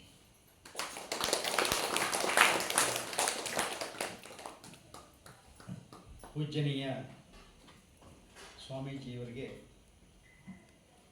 ನಿಮ್ಮೆಲ್ಲರ ಪರವಾಗಿ ಅತ್ಯಂತ ಶ್ರದ್ಧಾಪೂರ್ವಕವಾದ ಪ್ರಣಾಮಗಳನ್ನು ಸಲ್ಲಿಸೋಣ. ಅವರು ಮೂಲತಃ ಮರಾಠಿ ಭಾಷೆಯವರು, ಮಹಾರಾಷ್ಟ್ರದ ಮೂಲದವರು. ದಾವಣಗೆರೆಗೆ ಬಂದಾಗ ಅವರಿಗೆ ಕನ್ನಡದ ಅಕ್ಷರವೂ ಗೊತ್ತಿಲ್ಲ, ಮಾತು ಗೊತ್ತಿಲ್ಲ. ಅವ್ರು ಹೇಳ್ತಾ ಇದ್ರು, ನಾನು ಅಕ್ಷರಲ್ಲಿ ನೋಡಿದ್ರೆ ಏನೋ ಒಂಥರ ಮುದ್ದೆ ಥರ ಕಾಣಿಸ್ತಾ ಇತ್ತು, ದುಂಡಕ್ಕೆ ಏನೂ ಗೊತ್ತಾಗ್ತಿದ್ದಿಲ್ಲ ಅಂತ. ಅಂದರೆ ಅಲ್ಲಿಂದ ದಾವಣಗೆರೆಗೆ ಬಂದಾಗ ಅವರ ಮನಸ್ಥಿತಿ ಆಗಲಿ, ಅವರ ಸಾಧನೆ ಆಗಲಿ, ಅವರಿಗೆ ಎಷ್ಟು ಹೇಗಿತ್ತೋ ಇವತ್ತಿಗೂ ಅದೇ ಭಾವನೆ, ಅದೇ ಭಾವ, ಅದೇ ಒಂದು ತುಡಿತ, ಅದೇ ಒಂದು ಭಾವನೆ, ಆ ಸಂಸ್ಕಾರ ಹಾಗೇ ಇದೆ. ಆದರೆ ಅವರು ಇಲ್ಲಿ ಬಂದ ಮೇಲೆ ಏನು ಮಾಡಿದರು, ಒಂದು ತಪಸ್ಸು ಮಾಡಿದರು, ಈ ಭಾಷೆಯನ್ನು ಕಲಿಬೇಕು ಅಂತ. ಕೇವಲ 3 ತಿಂಗಳಲ್ಲೇ ಕಲ್ತಿರ್ಬೇಕು ಗುರುಗಳು. 3-4 ತಿಂಗಳಲ್ಲಿ ಕನ್ನಡವನ್ನು ಕಲಿತು ಪ್ರವಚನ ಮಾಡಲಿಕ್ಕೆ ಶುರು ಮಾಡಿದರು. ಅದು ಎಂಥ ಶಕ್ತಿ ನೋಡಿ ಅಲ್ವಾ. ಅದು ನಮ್ಮಂಥವ್ರಿಗೆಲ್ಲ ಸಾಧ್ಯ ಇಲ್ಲ. ನೀವೆಲ್ಲರೂ ಹೋದರೆ ಒಂದು ಯಾವುದಾದ್ರು ಭಾಷೆ, ಕಲ್ಕತ್ತಾಕ್ಕೆ ಹೋದರೆ ಬಂಗಾಲಿ ಭಾಷೆ ನಿಮಗೆ ಅದು ಗೊತ್ತಾಗತ್ತಾ? ಸಾಧ್ಯನೇ ಇಲ್ಲ ಅಲ್ವಾ. ಕೊನೆಗೆ ನಿಮಗೆ ಕನ್ನಡ ಬಿಟ್ಟು ಬೇರೆ ಭಾಷೆ ಗೊತ್ತಿಲ್ಲ ಅಂದರೆ ನೀವು ಹೊರಗಡೆ ಕರ್ನಾಟಕ ಬಿಟ್ಟು ಹೊರಗಡೆ ಹೋಗ್ಲಿಕ್ಕೆ ಸಾಧ್ಯನೇ ಇಲ್ಲ. ಅಂಥದ್ದವ್ರು ಏನೂ ಗೊತ್ತಿಲ್ಲದೇ ಒಂದು ಬರೀ ಜೋಳಿಗೆ ಇಟ್ಕೊಂಡು ಹುಟ್ಟು ಬಟ್ಟೆಯಲ್ಲಿ ಅವರು ದಾವಣಗೆರೆಗೆ ಬಂದು ಇಲ್ಲಿ ಒಂದು ಸಾಧನೆ ಮಾಡಿದ್ದಾರೆ ಅಂತ ಹೇಳಿದರೆ ಅದು ನಿಜವಾದ ತಪಸ್ಸು. ಅಂತಹ ತಪಸ್ವಿಗಳು ನಮಗೆ ಇವತ್ತು ಎಷ್ಟು ಚೆನ್ನಾಗಿ ಜ್ಞಾನವನ್ನು ಕೊಟ್ಟಿದ್ದಾರೆ. 4 ಜನರ ಸನ್ಯಾಸಿಗಳ ಕಥೆಯನ್ನು ಹೇಳಿದರು, ಎಷ್ಟು ಸ್ವಾರಸ್ಯವಾಗಿತ್ತು. ಹೇಗಾಗತ್ತೆ ನಮ್ಮ ಮನಸ್ಥಿತಿ ಕೊನೆವರೆಗೂ ಅದು ಬಿಟ್ಕೊಳ್ಳೋಕ್ಕಾಗಲ್ಲ. ಅಷ್ಟು ಕಠಿಣವಾದ ಸಂಕಲ್ಪ, ಅಷ್ಟು ಸುಲಭ ಇಲ್ಲ ಮನಸ್ಸನ್ನು ಗಟ್ಟಿ ಹಿಡಿಯೋದು. ಆ ಸಂದರ್ಭ ಹಂಗೆ ಮಾಡಿಬಿಡುತ್ತೆ. ಅಂಥದ್ರಲ್ಲೂ ನಾವು ಸಾಧನೆ ಮಾಡಬೇಕು ಅಂದರೆ ಅದು ಯೋಗಕ್ಕೆ ಮರೆ ಹೋಗಬೇಕು.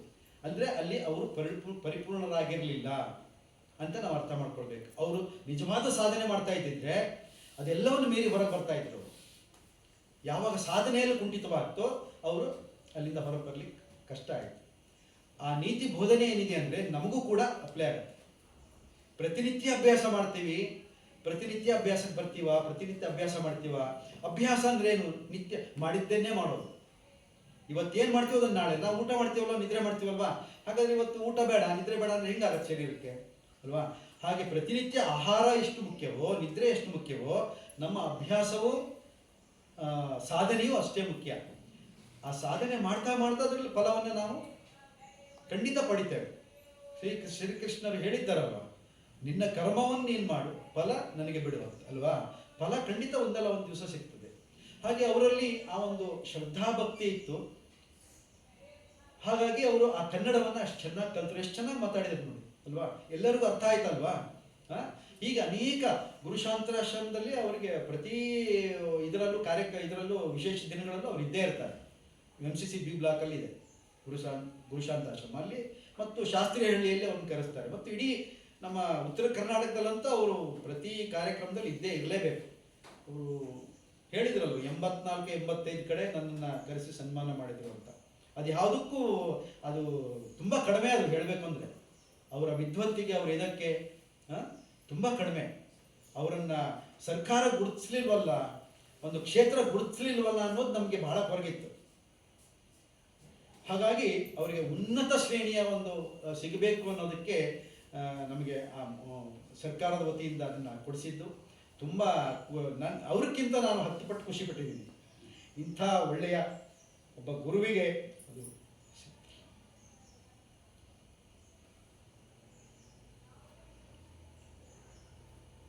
ಆ ಕ್ಷಣಗಳು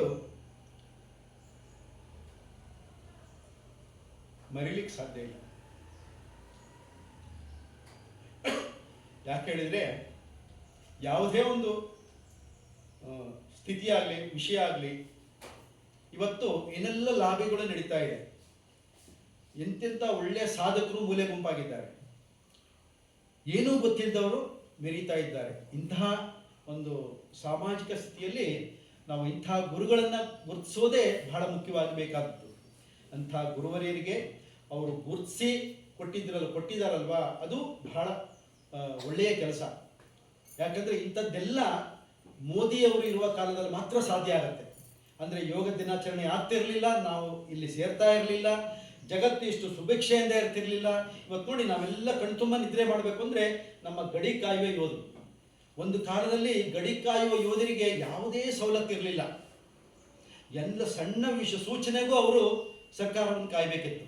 ಇವತ್ತೇನಾಗಿದೆ, ಏನೇ ಗಡಿ ಪ್ರದೇಶದಲ್ಲಿ ಸಮಸ್ಯೆ ಬಂದರೆ ಅವರೇ ಇಮ್ಮಿಡಿಯೇಟ್ ಡಿಸಿಷನ್ ತಗೊಳ್ತಾರೆ, ಅಲ್ಲಿ ಏನಾಗಬೇಕು ಅದು ಮಾಡ್ತಾರೆ ಅಂತ ಒಂದು ಇದನ್ನು ನಮ್ಮ ಸರ್ಕಾರ ಕೊಟ್ಟಿದೆ.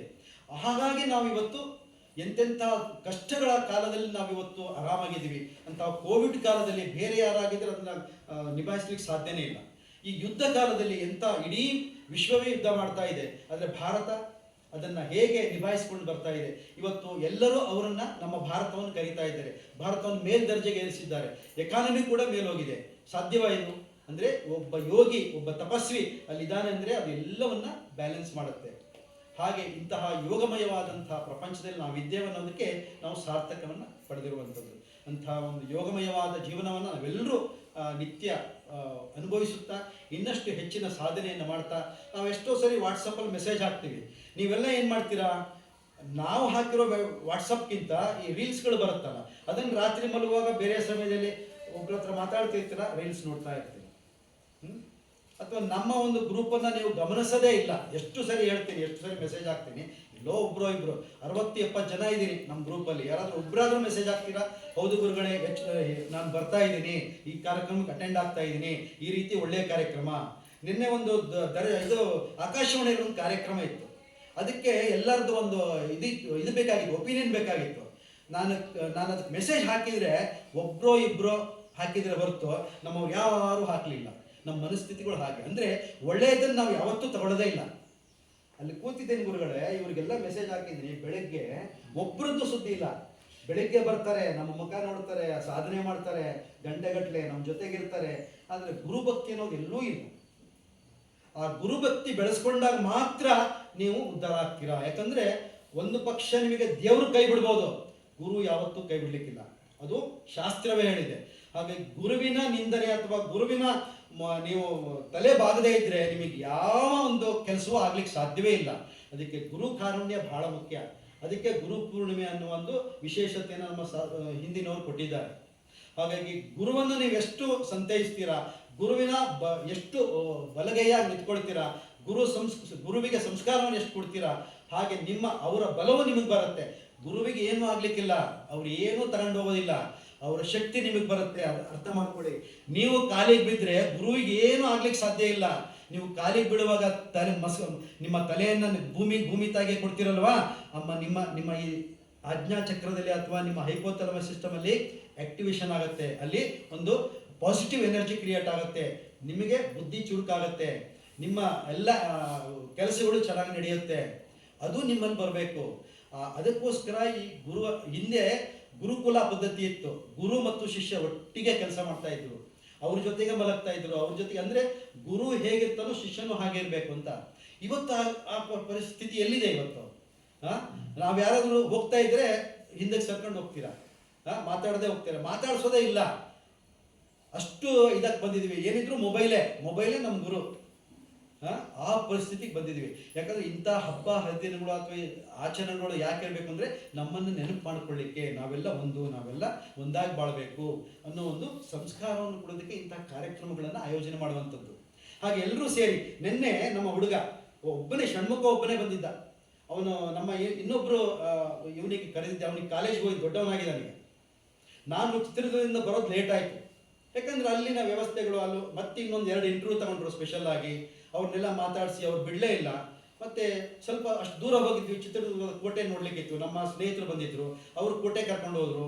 ಅಲ್ಲೆಲ್ಲ ಕಾರ್ಯಕ್ರಮ ಮುಗಿಸಿ ಬರೋಷ್ಟೊತ್ತಿಗೆ ಲೇಟ್ ಆಯಿತು. 1 ನಿಮಿಷನೂ ನಿಂತ್ಕೊಳ್ಳಿಲ್ಲ ಅವನು. ಷಣ್ಮುಖ ಇದ್ದ ಪಾಪ. ಅವನು ಮೈದಾನದಲ್ಲೆಲ್ಲ ಹುಡುಕ್ ಬಂದಿದ್ದಾನೆ.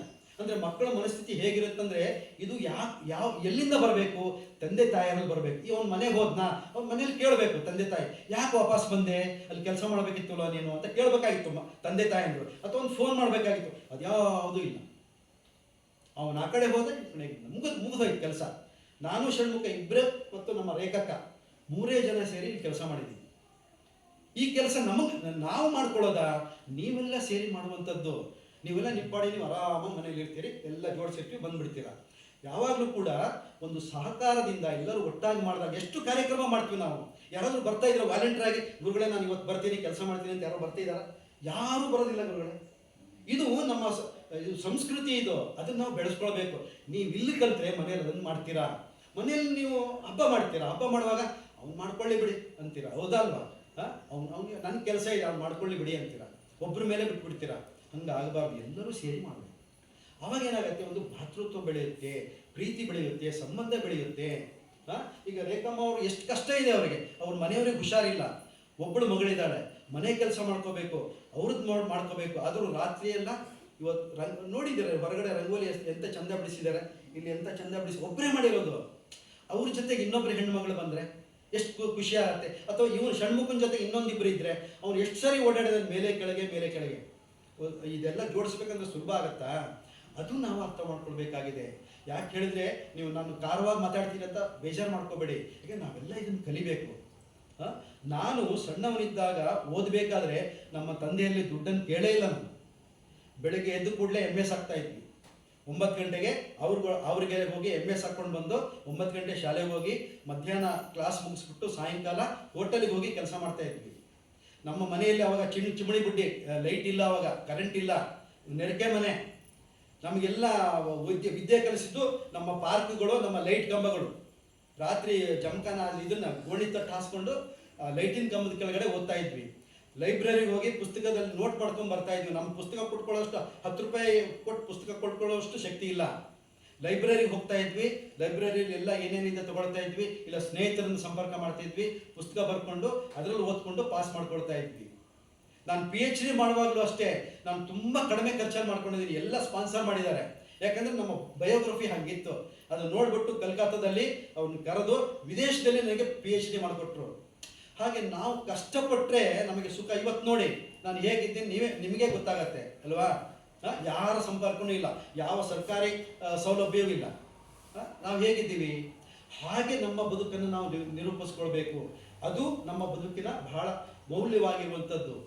ಇವತ್ತು ಆಕಾಶವಾಣಿ ಆಗಿದ್ದು ಅವ್ರ ಹಾಗೆ ಫೋನ್ ಮಾಡಿ ಕರೀತಾ ಇದ್ದಾರೆ. ಅದನ್ನು ಬೆಳೆಸ್ಕೊಳ್ಬೇಕು.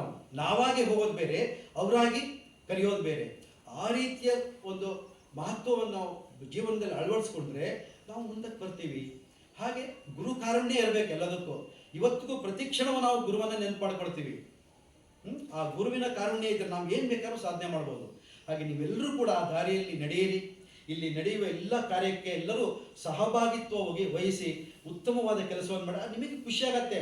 ಒಂದು ಶರೀರಕ್ಕೆ ಒಂದು ಸ್ವಲ್ಪ ಕೆಲಸ ಕೊಟ್ಟಂಗಾಗತ್ತೆ, ನಿಮಗೂ ಏನೋ ಒಂದು ಸೇವೆ ಮಾಡಿದೆ ಅನ್ನೋಂಗಾಗತ್ತೆ, ತುಂಬ ಖುಷಿ ಆಗುತ್ತೆ. ಹಾಗೆ ಎಲ್ಲರೂ ಇನ್ವಾಲ್ವ್ ಆಗಿ ಮಾಡಿದಾಗ ಏನಾಗುತ್ತೆ, ನನ್ನ ಕೆಲಸ ಸುಲಭವಾಗುತ್ತೆ, ನಿಮಗೂ ಒಂದು ಸಂತೋಷ ಸಿಕ್ಕುತ್ತೆ, ಮತ್ತು ಇದು ಮನೆಯಲ್ಲೂ ಕೂಡ ಪ್ರಸರಿಸುತ್ತೆ. ನೀವು ಇಲ್ಲಿ ಚೆನ್ನಾಗಿ ಕೆಲಸ ಮಾಡಿದ್ರೆ ಮನೆಯಲ್ಲೂ ಏನಾದರೂ ಹುಡುಕಿ ಕೆಲಸ ಮಾಡ್ತೀರಾ ನೀವು. ಹಾಗೆ ನಮ್ಮ ಸಂಬಂಧಗಳನ್ನು ಗಟ್ಟಿಗೊಳಿಸ್ಕೋಬೇಕು. ಗುರು ಶಿಷ್ಯರ ಸಂಬಂಧ ಬಹಳ ಒಂದು ಅವಿನಾಭಾವದ ಸಂಬಂಧ. ಅದು ನಮ್ಮ ಪ್ರಕೃತಿಗೂ ನಮಗೂ ಹೇಗೆ ಸಂಬಂಧ ಇದೆಯೋ ಹಾಗೆ ಗುರು ಮತ್ತು ಶಿಷ್ಯರ ಸಂಬಂಧವು ಅಷ್ಟೇ ಗಟ್ಟಿತನವಾದದ್ದು. ಹಾಗೆ ಎಲ್ಲರೂ ಬೆಳೆಸ್ಕೊಳ್ಬೇಕು. ಒಮ್ಮೊಮ್ಮೆ ನಾನು ಕಾರ್ಯಕ್ರಮ ಮಾಡುವಾಗ ರಾತ್ರಿ 3-3:30ಗೆ ಕೆಳಗೆ ಹೋಗ್ತೀನಿ, ಮತ್ತು 4 ಗಂಟೆಗೆ ಎದ್ದು ಕೆಳಗೆ ಬಂದು ನಿದ್ರೆನೇ ಇರೋದಿಲ್ಲ. ಅದು ಯಾರೂ ಗಮನಿಸೋದಿಲ್ಲ. ಯಾಕೆ ಹೇಳ್ತೀನಿ ಅಂದರೆ, ಇವತ್ತಲ್ಲ 8 ವರ್ಷ ಆಯ್ತು ಇಲ್ಲಿ ಮಂದಿರ ಶುರು ಮಾಡಿ, ಇವತ್ತಿಗೂ ಅದನ್ನೇ ಮಾಡ್ತಾ ಇದ್ದೀನಿ. ಆ ರೀತಿ ಆಗಬಾರ್ದು, ಅದು ಮುಂದುವರಿಬಾರ್ದು. ಅಂದರೆ ನಿಮಗೂ, ಯಾಕಂದ್ರೆ ಹೇಳದೇ ಇದ್ರೆ ಗೊತ್ತಾಗೋದಿಲ್ಲ ನಿಮಗೆ. ನಮ್ಮದು ಏನೋ ಒಂದು ಕೆಟ್ಟ ಭಾವ, ಇದು ಮನಸ್ಥಿತಿ ಅಂದರೆ ಹೇಳಿದ್ರಷ್ಟೇ ಮಾಡೋದು. ಮನೇಲೂ ಅಷ್ಟೇ, ಅಪ್ಪ ಅಮ್ಮ ಏನಾದ್ರು ಹೇಳಿದ್ರಷ್ಟೇ ಮಾಡ್ತೀವಿ ನಾವು, ಇಲ್ಲಾಂದ್ರೆ ಅದು ಗೊಡಬೇಗ ಹೋಗಲ್ಲ, ಏನಂತೂ ಕೇಳಕ್ಕೆ ಹೋಗಲ್ಲ. ಹಾಗಾಗಬಾರ್ದು. ನಾವು ಹುಡುಕ್ಬೇಕು ಕೆಲಸನ, ನಾವಾಗಿ ಹೋಗಬೇಕು. ಅದು ನಮ್ಮ ಮನಸ್ಸಿನಲ್ಲಿ ಬರಬೇಕು. ಅದಕ್ಕೆ ವ್ಯಕ್ತಿತ್ವ ನಿರ್ಮಾಣ ಅಂತ ಕರಿತೀವಿ ಅಲ್ವಾ. ವ್ಯಕ್ತಿತ್ವ ವಿಕಸನ ಆಗಬೇಕಾದ್ರೆ ನಾವು ಇಂಥವನ್ನೆಲ್ಲ ಕಲಿಬೇಕಾಗುತ್ತೆ. ಅದಕ್ಕೆ NSS ಅಂತ ಇರೋದು. ಮುಂಚೆಲ್ಲ ಮಾರಲ್ ಎಜುಕೇಷನ್ ಅಂತ, ಇವಾಗ ಎಲ್ಲೂ ಶಿಕ್ಷಣದಲ್ಲಿ ಇಲ್ಲ. ಏನಾದರೂ ಹೇಳಿದ್ರೆ ನಮ್ಮ ಟೀಚರ್ ಹೇಳಿಲ್ಲ ಅಂತೀವಿ. ಮನೆಯಲ್ಲಿ ಮಕ್ಕಳು ಇದನ್ನು ಬರೆಯಮ್ಮ ಅಂದರೆ, ನನ್ನ ಟೀಚರ್ ಇದನ್ನು ಬರೆಯೋಕ್ಕೆ ಹೇಳಿಲ್ಲ ಅಂತೀವಿ. ಎಷ್ಟು ಕೆಟ್ಟ ಪರಿಸ್ಥಿತಿಗೆ ನಮ್ಮ ಶಿಕ್ಷಣ ಹೋಗಿದೆ ನೋಡಿ. ತಂದೆ ತಾಯಿ ಹೇಳಿದರೆ ನನ್ನ ಟೀಚರ್ ಹೇಳಿಲ್ಲ ಅಂತ ಹೇಳ್ಬಿಡೋದು. ಅವಾಗ ಹೇಳಿದ್ದನ್ನು ಮಾಡ್ದಂಗೆ ಇದ್ಬಿಡೋದು. ಅವಾಗ ತಂದೆ ತಾಯಿ ಅಂದರೆ ಏನು ಮಾಡ್ತಾರೆ, ಕಷ್ಟ ಆಗುತ್ತಲ್ವಾ. ಆ ರೀತಿ ಶಿಕ್ಷಣ ಬಂದಿದೆ ಇವತ್ತು. ಅದಕ್ಕೆ ಮನೆಯೇ ಮೊದಲ ಪಾಠಶಾಲೆ. ಇವತ್ತಿಗೂ ಅದೇ ಕೂಡ ತಾಯಂದ್ರು ತಂದೆಯಂದ್ರು ಮಕ್ಕಳನ್ನು ಹೇಗೆ ಬೆಳೆಸ್ತಾರೋ ಹಾಗೆ ನಾವು ಮುಂದುವರಿತೀವಿ. ಆ ಸಂಸ್ಕಾರ ನಮ್ಮೆಲ್ಲರಿಗೂ ಬರಲಿ ಅಂತ ಹೇಳ್ತಾ, ಇಂದಿನ ಈ ಸಮಾರಂಭದಲ್ಲಿ ಬಂದಂಥ ನಮ್ಮ ಗುರುವರಿಯರಾದಂಥ ಡಾಕ್ಟರ್ ಶಿವಾನಂದ ಸ್ವಾಮೀಜಿಯವರಿಗೆ ನಿಮ್ಮೆಲ್ಲರ ಪರವಾಗಿ ಪ್ರೀತಿಪೂರ್ವಕವಾಗಿ ಒಂದು ಗೌರವ ಅರ್ಪಣೆ ಮಾಡೋಣ. ಎಲ್ಲರೂ ಎದ್ದು ನಿಂತ್ಕೊಳ್ಳಿ.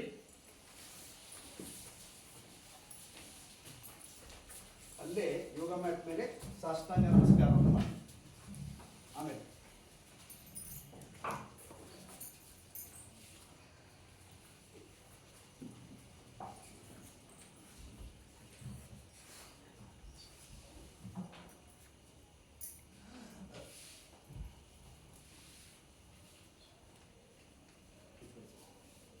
ಕೂತ್ಕೊಳ್ಳಿ.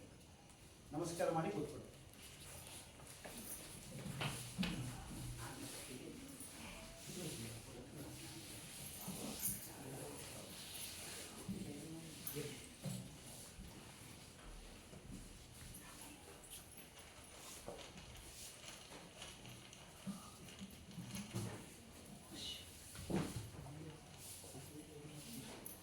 ಸಾಮಾನ್ಯವಾಗಿ ನಾನು ಎಲ್ಲೇ ಹೋದರೂ ಸನ್ಮಾನವನ್ನು ಸ್ವೀಕಾರ ಮಾಡೋದು ತುಂಬ ಕಡಿಮೆ, ಬೇಡ ಹೇಳ್ತೀನಿ. ಆದರೆ ಈ ನಮ್ಮ ಗುರುಗಳಿದ್ದಾರಲ್ವಾ, ಅವರು ನಮಗೆ ಆಶೀರ್ವಾದ ಮಾಡಿದಾಗ ಅದನ್ನು ನಾವು ಬೇಡ ಅನ್ನಬಾರ್ದು. ಯಾಕಂದರೆ ಅವರಲ್ಲಿ ಆ ಒಂದು ವಿದ್ವತ್ತಿದೆ, ಆ ಶಕ್ತಿ ಇದೆ. ಆ ಶಕ್ತಿ ಭಗವಂತ ನಮಗೆ ಕೊಡಲಿ, ಅವರಂತೆ ನಮಗೆ ಸಾರ್ವತ್ರಿಕವಾಗಿ ಇನ್ನಷ್ಟು ಹೆಚ್ಚಿನ ಕೆಲಸ ಮಾಡಲಿಕ್ಕೆ ಅವರು ನಮಗೆ ಆಶೀರ್ವಾದ ಮಾಡಲಿ ನಿಮ್ಮ ಮೂಲಕ ಅಂತ ಹೇಳ್ತಾ ಅವರ ಗೌರವವನ್ನು ಪ್ರೀತಿಪೂರ್ವಕವಾಗಿ